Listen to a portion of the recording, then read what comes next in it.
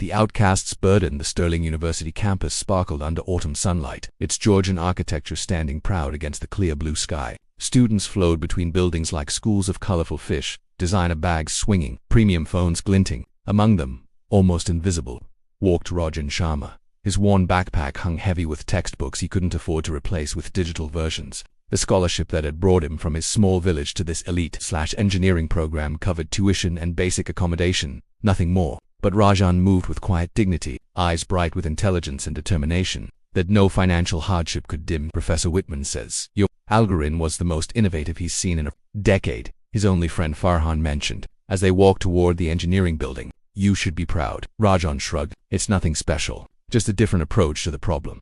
"Nothing special. You're too modest, man." That's why Farhan stopped suddenly, nudging Rajan heads up. Royalty approaching. A small entourage rounded the corner, centered around Prisya Kapoor, daughter of telecommunications magnate Vikram Kapoor. She walked with the easy confidence of someone who had never questioned her place in the world. Her caramel-highlighted hair caught the sunlight, and her casual outfit probably cost more than Rajan's entire wardrobe. Rajan looked away, hoping to remain unnoticed as always. The strategy had worked for nearly 3 years, but today, fate had other plans. "Everyone ready for the tech showcase next week?" Professor Whitman appeared beside them, addressing both groups with enthusiasm. "It's a fantastic opportunity to network with industry leaders. Mr. Kapoor himself will be attending, I hear." Prisha smiled. "Daddy wouldn't miss it. He's always looking for fresh talent." "Excellent. And speaking of talent, Trajan here has developed something quite extraordinary. I'm expecting great things from his presentation." All eyes turned to Rajan, who shifted uncomfortably under the sudden attention. Prisha's gaze swept over him, taking in his faded jeans and a slight fraying at his shirt cuffs. "Well, good luck," she said with practiced politeness before turning away. Her friend Aditya wasn't as tactful. "Better dress the part if you want to impress. Scholarship boy. No one's going to take you seriously in those clothes." Laughter rippled through the group. Rajan's face burned, but he remained silent. The week passed in a blur of preparations. The showcase represented everything Rajan had worked for: a chance to be recognized for his mind rather than his circumstances. He'd developed a revolutionary algorithm for optimizing telecommunications networks, reducing energy consumption while improving performance.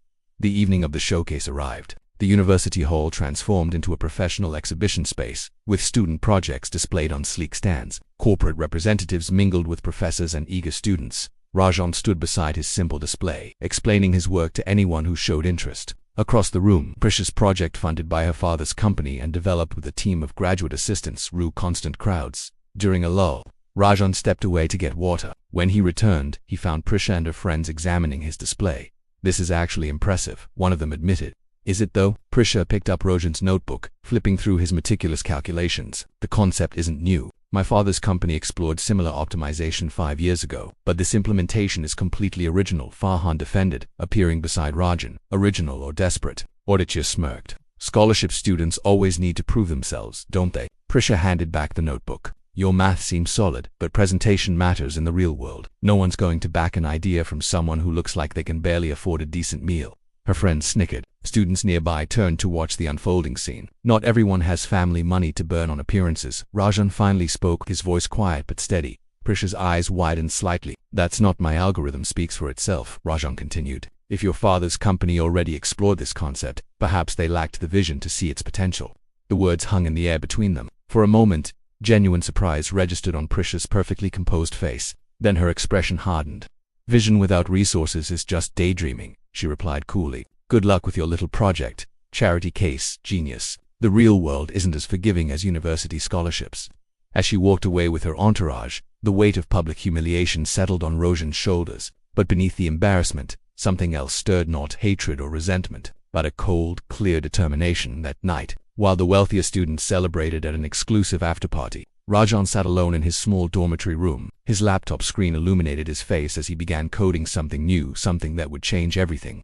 One day, he whispered to himself, "My work will speak so loudly they won't care what I'm wearing when I present it." Asterisk shadows and silence. Morning light filtered through the thin curtains of Rajan's dormitory room, falling across pages of handwritten notes and diagrams scattered across his desk. He'd been working through the night again, fueled by determination that had only intensified since the tech showcase 3 weeks earlier. His humiliation at Prisha's hands had become a strange sort of gifter, a crystallizing moment that transformed vague ambition into laser-focused purpose. While his classmates socialized and networked, Rajan withdrew further into his work, spending every spare moment on what he now called Project Revive. "You can't keep living like this," Farhan said, setting down a cup of coffee beside Rojan's keyboard. "When's the last time you actually slept in your bed instead of that chair?" "I'll sleep when the prototype is finished," Rajan replied, taking a grateful sip. "Thanks for this." Farhan peered at the screen. "Is this still the telecom optimization algorithm?" "No." Rajan minimized the window. "Something different, something bigger. Care to share with your best friend?" Rajan hesitated. "Not yet. I need to be sure it works first."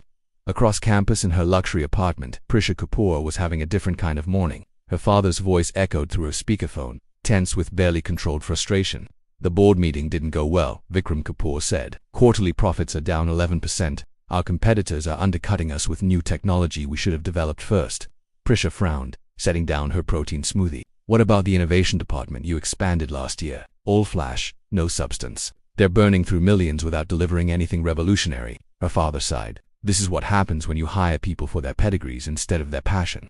The words struck uncomfortably close to home. Prisha thought of Ragan's project, the one she'd dismissed so casually. Professor Whitman had later told her it was the most innovative student work he'd seen in years. "I could come work for you after graduation," she offered. "Marketing has always been my strength, and we need technological innovation." "Not better marketing," her father interrupted. "The company needs someone who understands both the technical and business sides, someone who can see the future, not just sell the present." After ending the call, Prisha stared at her reflection in the window. For the first time in her life, she felt genuinely uncertain about her future. Kapoor Industries had always been her safety net, the guaranteed executive position waiting after graduation. But now that security seemed less certain. The final semester progressed with increasing intensity. Rajan became almost ghost-like on campus, appearing for classes and disappearing immediately after. Rumors circulated that he'd secured a prestigious internship, but no one knew where. Even Farhan had limited information. "He's working on something big," was all Farhan would say when Prisha casually inquired during a group project. "Something that will change everything."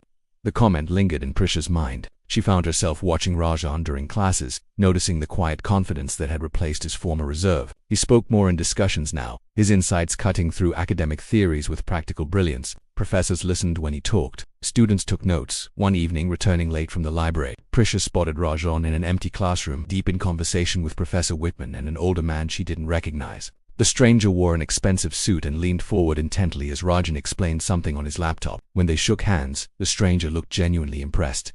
2 weeks before graduation, the business department hosted its annual gala. Kapoor Industries had always been a major sponsor, and Vikram Kapoor himself attended, using the opportunity to scout promising graduates. Prisha stood beside her father, playing the role of future company heir with practiced ease. "There's someone I want you to meet." Professor Whitman appeared, leading a distinguished-looking woman in a tailored suit. "Anita Desai, founder of Horizon Ventures, one of our most successful alumni and now a major tech investor." After introductions, the conversation turned to industry challenges. Prisha contributed confidently until Ms. Desai mentioned a new telecommunications optimization approach that was generating excitement among tech insiders. "It's revolutionary," Ms. Desai explained. "Reduces energy consumption by nearly 40% while improving performance. Could completely disrupt the market within 2 years." Vikram Kapoor frowned. "Who's developing this?" "A new startup called Revive Technologies. Very secretive, but I've seen the preliminary tests. Impressive enough that I've already invested." Prisha felt a strange chill. Revive Technologies? Who founded it? Can't say much more. Confidentiality agreements. But watch this space. Ms. Desai smiled. "The founder is brilliant. Young, unorthodox background, but exactly the kind of visionary mind that creates breakthrough innovation." Later that evening, Prisha noticed Rajan across the room, looking unexpectedly polished in a simple but well-fitted dark suit. He was speaking with a group of industry representatives, including surprisingly Anita Desai. The investor listened to him with undivided attention, nodding occasionally with apparent approval. "Who invited the scholarship student?" Aditya appeared at Prisha's side, following her gaze. "He has a name," Prisha replied, surprising herself with the sharpness in her tone. "Since when do you defend him?" "I'm not defending anyone, just tired of your pettiness." She walked away, leaving a stunned Aditya behind. Graduation arrived with all its pomp and circumstance. Prisha's family occupied a front row seat, her future seemingly secure despite her father's recent concerns. She graduated with honors, her name drawing enthusiastic applause when called. But the longest applause came when Rajan crossed the stage as a valedictorian. Professor Whitman's pride was evident as he shook Rajan's hand, and a small group in the audience, including Anita Desai, stood in recognition. At the reception afterward, Prisha found herself standing alone, watching her classmates celebrate with their families. Her parents were busy networking, her friends scattered to take photos. Across the lawn, she spotted Rajan with Farhan and an older couple who must be his parents, judging by their tearful pride. For a moment, their eyes met across the crowd. Prisha expected anger or resentment, but instead saw only calm acknowledgement before Rajan turned back to his family. That evening, scrolling through graduation photos on social media, Prisha came across a business announcement. Horizon Ventures leads $10 million. Seed funding for Revive Technologies, founded by Sterling University valedictorian. The accompanying photo showed Rajan Sharma shaking hands with Anita Desai. 4 years of assumptions crumbled in an instant. While she'd been building her personal brand, attending exclusive parties, and coasting on family connections, Rajan had been quietly building something real, something valuable, something that had earned him what her name alone could not: genuine respect. For the first time, Prisha felt the weight of missed opportunity, not just the business opportunity she'd dismissed at the showcase, but the chance to know someone of genuine substance. She closed her laptop and walked to the window of her apartment, looking out at the campus she would soon leave behind. Her father's earlier words echoed in her mind: "We need someone who can see the future, not just sell the present." Rajan Sharma had seen the future, and Prisha couldn't shake the feeling that she had somehow missed it entirely. The unexpected encounter. 5 years passed like water through cupped hands, impossible to hold, leaving only traces of what once was. The gleaming headquarters of Kapoor Industries still dominated the Mumbai skyline, its glass facade reflecting clouds and ambition in equal measure. But behind the impressive exterior, trouble brewed. Prisha Kapoor stood at the window of her corner office, watching the city pulse below. At 31, she'd climbed to chief marketing officer faster than anyone expected, determined to prove her worth beyond her surname. Her wardrobe had evolved from fashion-forward to power statement, her demeanor from socialite to executive. Yet today, all her carefully constructed confidence felt like armor with too many weak spots. "They're ready for you in the boardroom," her assistant announced. Prisha nodded, gathering the presentation materials she'd spent weeks preparing. This meeting could determine Kapoor Industries' future. The telecommunications giant had lost significant market share over the past 3 years, struggling to compete with more innovative competitors. Today's board meeting would decide whether to approve her proposed digital transformation initiative, the company's best hope for survival. The boardroom fell silent as she entered. Her father, now executive chairman, nodded tersely. Gray had overtaken his temples, and new lines marked his face, etched by years of declining quarterly reports. "As you all know," Prisha began, her voice steady despite her racing heart, "we're facing unprecedented challenges. Our infrastructure is outdated, our processes inefficient, and our competitors are consistently outperforming us with superior technology." Slides appeared on the screen, showing declining market share and rising costs. Several board members shifted uncomfortably. "The solution isn't incremental improvement. We need complete digital transformation." She outlined her proposal: a comprehensive overhaul of the company's technological infrastructure. "This requires significant investment and the right implementation partner." "And who do you propose for this partnership?" asked Arjun Malhotra, the company's oldest board member and her father's close friend. "I've researched several possibilities. The clear frontrunner is Revive Technologies." Murmurs filled the room. Revive Technologies had risen meteorically in the tech sector, known for its revolutionary approaches and unparalleled results. "They've transformed 3 of our competitors already," Prisha continued. "Their proprietary systems would give us the edge we need." "Revive doesn't take just any client," another board member objected. "They're selective. Why would they help us?" "I've secured a preliminary meeting with their CEO next week," Prisha replied, careful not to reveal how many unanswered calls and emails that had required. "If approved, I'll present our case personally." After intense discussion, the board voted narrowly in favor of her proposal, with her father casting the deciding vote. The pressure of their expectations settled on her shoulders as she left the meeting. "Make this work, Prisha," her father said quietly as they walked together afterward. "The company your grandfather built can't fail on my watch." The following Monday, Prisha's driver navigated through Bangalore's tech corridor toward Revive Technologies' headquarters. Unlike the imposing glass monument of Kapoor Industries, Revive occupied a modernized historical building, a former textile factory transformed into an innovative workspace. Her assistant had failed to secure details about which executive she'd be meeting. They only confirmed the CEO would personally evaluate the proposal, was all the information provided.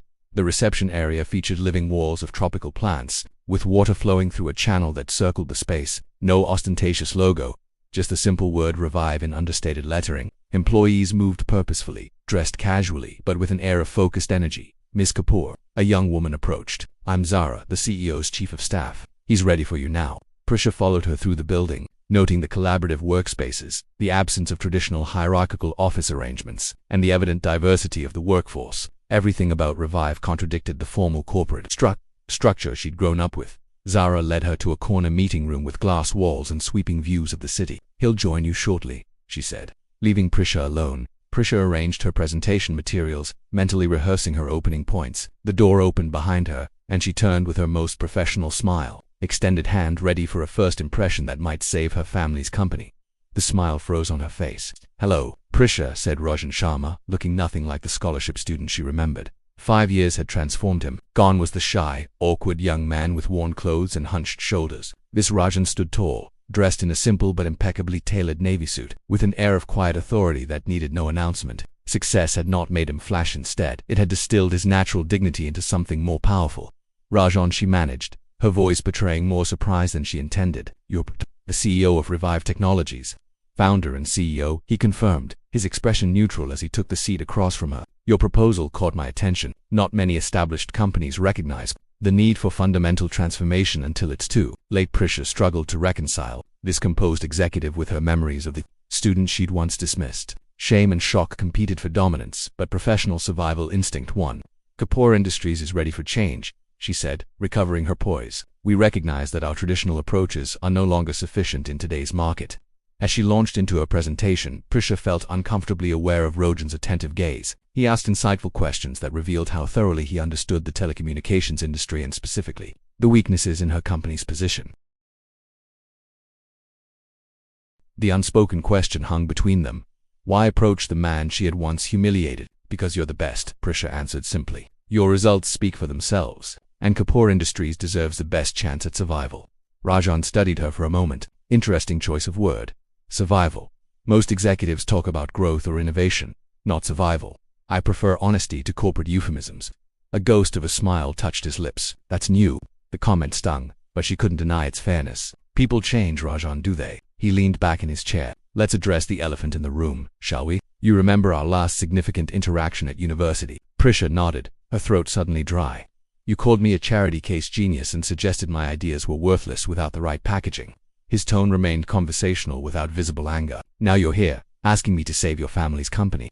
"I was wrong," she said quietly. "About you, about what matters. I've learned some difficult lessons since then, so have I." Rajan stood, walking to the window. "One of them is that business decisions should never be personal. Another is that transformation requires genuine commitment, not desperation." Prisha's heart sank. He was going to refuse Rajan.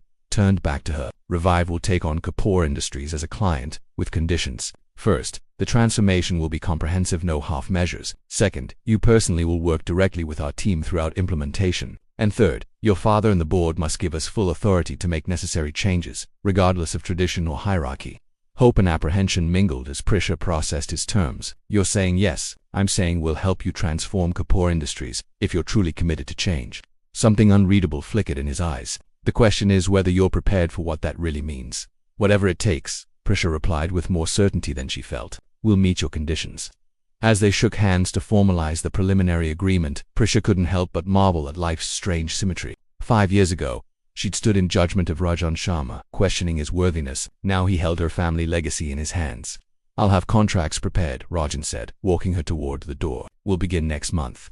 At the threshold, Prisha paused. "Why are you doing this? After how I treated you, you could have enjoyed watching Kapoor Industries fail." Rajan's expression softened slightly. "Contrary to what you might believe, I didn't build Revive to prove anyone wrong or seek revenge. I built it because I saw a better way to do things." He met her gaze directly. "And I'm helping Kapoor Industries for the same reason, because I see potential worth saving." As her driver navigated back through traffic, Prisha sat in uncharacteristic silence, her mind replaying Rajan's words. Not revenge, but vision. Not resentment, but purpose.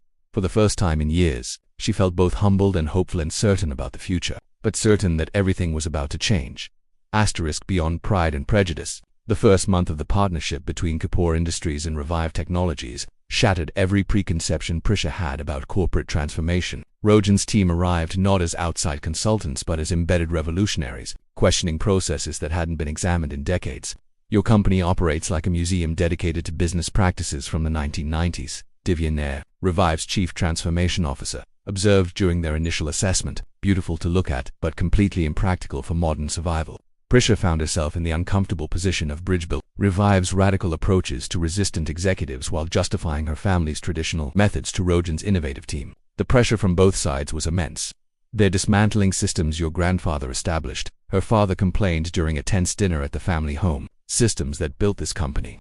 Systems that are now failing this company," Prisha countered. We have to evolve or die, Dad. That's the reality. Her father's expression softened unexpectedly. You sound like me 30 years ago, arguing with my father, he sighed. Perhaps that's the curse of building something that outlasts you, watching others change it. The conversation marked a turning point in their relationship. For the first time, her father began seeing her not just as his daughter but as a leader with her own vision. That's Revive's temporary offices within the Kapoor building. Prisha worked longer hours than anyone, determined to understand every aspect of the transformation. Often she found herself working late alongside Rajan, who maintained a hands-on approach despite his position. You don't need to stay past midnight to prove your commitment, Rajan commented one evening, finding her still reviewing process diagrams. I'm not trying to prove anything, she replied. I need to understand this completely. It's my responsibility. He studied her for a moment. Responsibility or identity? There's a difference. The question lingered as they fell into an unexpected rhythm of late-night collaboration. Gradually, professional distance gave way to cautious respect. They discovered shared interests in classical music and obscure historical documentaries. Conversations expanded beyond business to books, films, and philosophical questions about technology's role in society. Why did you call it Revive? Prisha asked one night as they shared takeout dinner in the conference room. Because transformation isn't about destroying and rebuilding, Rajan explained. It's about identifying what's worth preserving and bringing it back to life. Revival, not replacement. His words resonated deeply with something Prisha had been feeling but couldn't articulate that beneath the struggle to save her family's company lay a deeper desire to rediscover its original purpose. 3 months into the project, crisis struck. A major telecommunications provider that had been negotiating to use Kapoor's infrastructure suddenly signed with a competitor, sending stock prices plummeting. The board called an emergency meeting, with several members openly questioning the wisdom of the expensive transformation process during financial instability. We should focus on immediate cost-cutting, not long-term restructuring, argued Arjun Malhotra. The Revive contract is draining resources we can't afford. Prisha stood her ground. Canceling the transformation now would be like stopping chemotherapy halfway because it's expensive and uncomfortable. We'd save money in the short term only to lose everything later. The debate grew heated until Rajan, who had been silently observing, finally spoke. Revive will defer 50% of our fee until Kapoor shows positive growth, he said quietly. If we fail to deliver results within 6 months, you can terminate the contract without penalty. The room fell silent. Such an arrangement was unprecedented and potentially costly for Revive. Later, walking to the parking garage, Prisha confronted him. Why would you take that risk? The board was ready to fold. I believe in what we're building, Rajan replied simply. That's not a business decision. That's faith. He smiled slightly. Sometimes the most logical choice doesn't appear on any spreadsheet. Something shifted between them in that moment. The recognition that beneath their professional facades and complicated history lay a shared value neither had recognized in the other before. The following weeks brought intense work and gradual breakthroughs. Kapoor's aging infrastructure began integrating with Revive's innovative systems. Employee resistance gave way to cautious enthusiasm as outdated processes were replaced with more efficient approaches. Prisha found herself transformed. As much as her company, the performative confidence she'd once relied on evolved into authentic leadership. She learned to listen before speaking, to question before defending, to consider possibilities before limitations. One afternoon, she overheard 2 senior managers discussing her. She's not the same person who came back from university, one commented. Remember how she used to sweep through meetings, barely listening to anyone? Working with that Revive CEO has changed her, the other replied. They bring out something different in each other. The observation unsettled her, partly because she recognized its truth. Something about Rajan's presence challenged her to be better not through competition but through example. His quiet integrity made her question her own motivations and values in ways no one else ever had. 6 months after beginning the transformation, Kapoor Industries released quarterly results showing its first positive growth in 3 years. The board meeting that followed felt more like a celebration than a business review. The partnership with Revive has exceeded our expectations, her father announced, publicly acknowledging Rajan's contribution. We've not only survived but begun to thrive again. At the small gathering afterward, Prisha found Rajan on the balcony, looking out at the city lights. Congratulations, she said, joining him at the railing. You've done the impossible. We've done it, he corrected. This success belongs to everyone who is willing to change. The subtle emphasis on willing to change caught her attention, including me. Rajan turned to face her, his expression thoughtful. Especially you. 5 years ago I would never have believed we'd be standing here because you hated me. The question escaped before she could reconsider. Because I didn't know you, he replied, the real you, beyond the surface. I'm not sure I knew myself then, Prisha admitted. Sometimes I think it took watching my family's company nearly fail to understand what really matters. And what does matter to Prisya Kapoor? She considered carefully before answering. Integrity, purpose, building something meaningful, not just inheriting it. She met his gaze. "Things I've learned partly by watching you." Something changed in his expression, a softening, a glimpse of vulnerability beneath the composed exterior. For a breathtaking moment, Prisha thought he might say more, might acknowledge the unspoken current that had been growing between them. Instead, he glanced at his watch. "The implementation team needs me for a late call with our Singapore office," he said, his professional mask returning. "We should both be proud of today's milestone." As he walked away, Prisha remained on the balcony, understanding with sudden clarity that she had begun to care for Rajan Sharma in ways that extended far beyond professional admiration. The realization was both exhilarating and terrifying because despite their growing connection, the shadow of their first encounter still stretched between them, unresolved. The greatest victory. The one-year anniversary of the partnership between Kapoor Industries and Revive Technologies arrived with appropriate ceremony. The transformation had exceeded all projections, with the company's stock price rebounding to pre-crisis levels and new clients signing contracts weekly. What had begun as a desperate survival measure had become a remarkable revival story covered in business publications worldwide. From dinosaur to digital leader, the Kapoor Renaissance, read the headline of the latest feature in Business Today, with photos of both Vikram Kapoor and Rajan Sharma on the cover. The formal celebration took place at Kapoor Industries headquarters, with executives from both companies and key clients attending. Prisha, responsible for organizing the event, who had transformed the traditional corporate gathering into something more meaningful,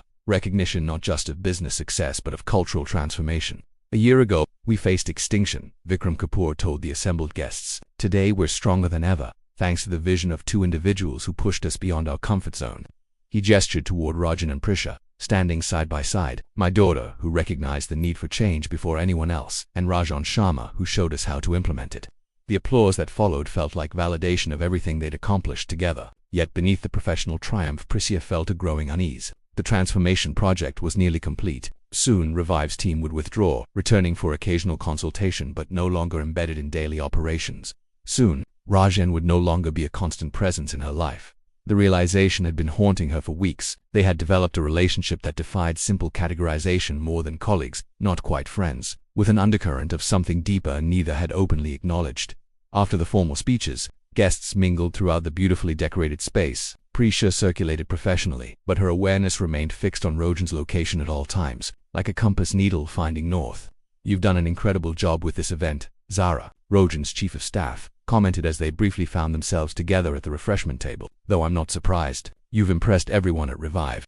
"Even your impossible to impress boss?" Prisha asked lightly. Zara smiled knowingly, especially him, though he'd probably never say it directly. "Rajan respects you enormously." "Respect is ... valuable," Prisha replied, unable to keep a hint of wistfulness from her voice. "Is that all you're hoping for?" Zara asked with surprising directness. Before Prisha could formulate a response, they were interrupted by Aditya Singh, her former university friend who now headed a division at a competing company. He'd been invited as part of the industry's celebration. The famous Prisha Kapoor, he greeted her with the same smug smile she remembered. "Riding high on your family name as always, Aditya. Lovely to see you," she replied with professional courtesy. "Have you met Zara Kumar, chief of staff at Revive Technologies?" After brief introductions, Zara excused herself, leaving Prisha with her former classmate. So Aditya continued, lowering his voice. "Word in the industry is that you saved Daddy's company by bringing in the scholarship boy. Ironic, isn't it? The same guy you used to mock behind his back." Prisha's smile remained fixed, though her eyes cooled. "That scholarship boy is now one of the most respected tech innovators in the country. And I never mocked him behind his back, I did it to his face, which was unconscionable. Always the perfect princess, even when admitting fault." Aditya scoffed. "Come on, Prisha. We both know this partnership is about saving your family legacy, not some personal redemption story. Once Kapoor is stable, you'll go back to your world, and he'll go back to his." "You don't know anything about my world anymore," she replied quietly. "Don't I? People like us don't really change, Prisha. We just get better at pretending." As Aditya walked away, Prisha felt a familiar presence beside her. Turning, she found Rajan, his expression suggesting he'd overheard at least part of the exchange. "Old friends are always so refreshingly honest, aren't they?" he commented dryly.